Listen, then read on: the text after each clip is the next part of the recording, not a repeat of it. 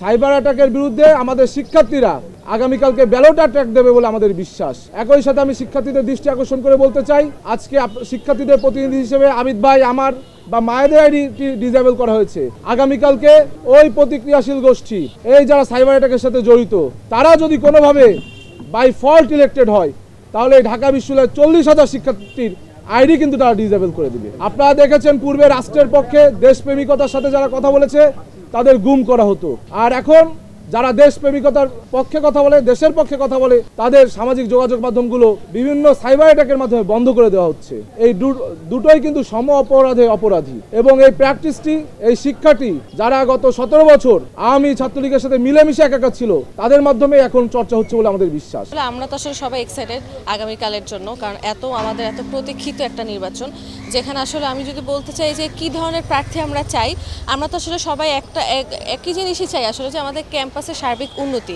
এবং আমরা দেখেছি যে কিভাবে আসলে এত সুন্দর সুন্দর ইশতেহার, যেগুলো ইশতেহারগুলো পড়ে কিন্তু খুব ভালো লেগেছে, কারণ প্রত্যেকটি ইশতেহারই কিন্তু খুবই গুরুত্বপূর্ণ আমাদের ক্যাম্পাসের জন্যই।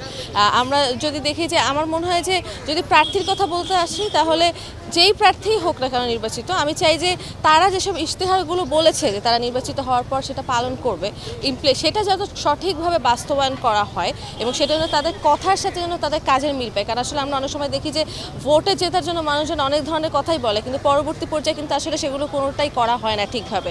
সো আমরা চাই যে যেসব ইশতেহারগুলো আছে সে যেই হোক না কেন সে যেন ঠিকভাবে পালন করুক। আমি মেয়ে মানুষ হিসেবে এখানে যেই সমস্যাগুলো ফেস করি সেটা হচ্ছে যে ওয়াশরুমের সমস্যা মেনলি।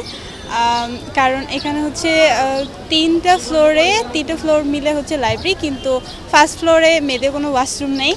সেকেন্ড ফ্লোরে আছে, তবে হচ্ছে মানে এক জায়গায়, তো হচ্ছে সবাই ওটা ইউজ করে, এই জন্য আসলে প্রবলেম ফেস করতে হয়। আর থার্ড ফ্লোরেও সেম সমস্যা, মানে থার্ড ফ্লোরে হচ্ছে মাত্র একটা ওয়াশরুম, আবার ছেলেদের ওদিকে। সো আমার মনে হয় যে এই ফেসিলিটিসটা আর একটু বাড়ানো উচিত।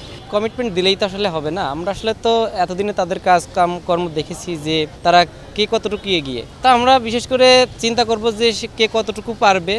আমাদের এই ভরসা জায়গা থেকেই আমরা মূলত ভোটটা দিব। দেখেন, ভোটিং বিষয়টা আসলে এইভাবে ক্রাইটেরিয়াগত দিকে ফেলাই উচিত না যে যেখানে ভোটাররা নারীদেরকেই ভোট দিবে, বা পুরুষ ভোটাররা হয়তো পুরুষদেরকে প্রেফারেন্স রাখবে। ভোটের ব্যাপারটা হচ্ছে সমষ্টিগতভাবে সুবিধা কাদের, মানে স্টুডেন্টদের জন্য ভালো কারা কাজ করবে না করবে। সেক্ষেত্রে আমার মনে হয় এমন অনেকে আছে যে যদি মাত্র শুধু নারী একজন প্রার্থী সেই ভিত্তিতে ভোট দিতে যায়, ভোটগুলো অনেক সময় ভাগ হয়ে যায়, কাউন্ট হয় না। সেক্ষেত্রে দেখা যায় এরকম অনেকেই চলে আসে যারা হয়তো ওই পদে থাকার যোগ্য না, বাট ভাগ হয়ে যাওয়ার জন্য আসলে ভোটগুলো ক্যাস্ট হইতে পারে না। সেক্ষেত্রে আমার মনে হয় এক্ষেত্রে নারী পুরুষ বিভেদ না করে যে আসলে যোগ্য তাকেই ভোটটা দেওয়া উচিত। ভোট দিব কাকে সেটা যদি বলি, একজন সাধারণ শিক্ষার্থী হিসেবে আমার ভোটটা তার কাছেই যাবে যে আসলে আমাদের সাধারণ শিক্ষার্থীদের জন্য কাজ করবে। হ্যাঁ, সাধারণ শিক্ষার্থী হিসেবে আমরা আসলেই চাই যে আমাদের ক্যাম্পাসে এমন কোনো পরিস্থিতি সৃষ্টি না হোক যেটা আমাদের সাধারণ শিক্ষার্থীদের মানে রেগুলার বেসিসে ক্লাস করা বা আমাদের যে চাহিদাগুলো সেই চাহিদার পরিপন্থী হোক।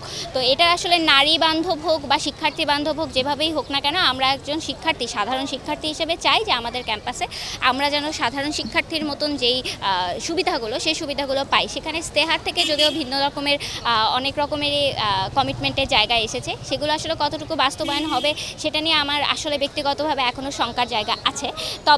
তবুও আসলে যারা ব্যক্তিগতভাবে ডাকসুকে কেন্দ্র না করে কাজ করেছে, আমার ভোটটা তাদের ক্ষেত্রেই যাবে। যে যারা আসলে শুধু ডাকসু কেন্দ্রিক না, এর আগেও আমার তো বিশ্ববিদ্যালয় অনেক দিনই হলো, তারা আসলে আমাদের জন্য কতটুকু ব্যক্তিগত পর্যায় থেকে কাজ করেছে সেটা আমি মাথায় রেখে আমার ভোটটা কাজ করব। মেইনলি হচ্ছে আগে আমরা যে দেখেছি যে একটা মানে কি বায়াসনেস কাজ করতো, এখন বাইরে থেকে মানে মনে হচ্ছে যে না, এভরিথিং ইজ ফেয়ার, বাট আমরা ভেতরে যখন আরও ডিপ ডাইভ করছি তখন দেখা যাচ্ছে যে প্রবলেম আছে।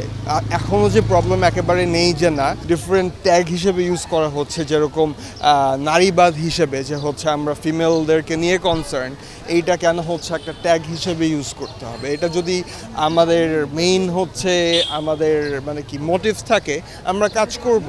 এইটা হচ্ছে তো ট্যাগ হিসেবে আমাদের দেখানোর কোনো দরকার নেই। সো আবার যখন আমাদের অ্যাডমিনিস্ট্রেশনের ব্যাপার আসে, আমার মনে হয় অ্যাডমিনিস্ট্রেশনেরও কিছু প্রবলেম আছে, যেরকম আমাদের মানে অফ ডে হচ্ছে ঘোষণা করা হয়েছিল 15 তারিখ পর্যন্ত, এখন আবার সাডেনলি বলা হলো যে কালকে খালি হচ্ছে আমাদের অফ থাকবে আর অন্য দিন ক্লাস হবে।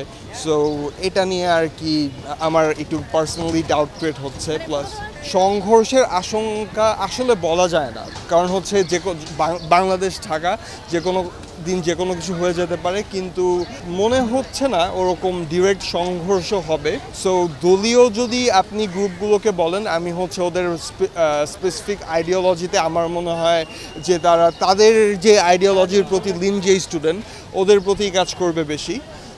সো আমার মনে হয় স্বতন্ত্র যারা তারা হচ্ছে মানে আমার মনে হয় সব স্টুডেন্টদের জন্য কাজ করতে পারবে।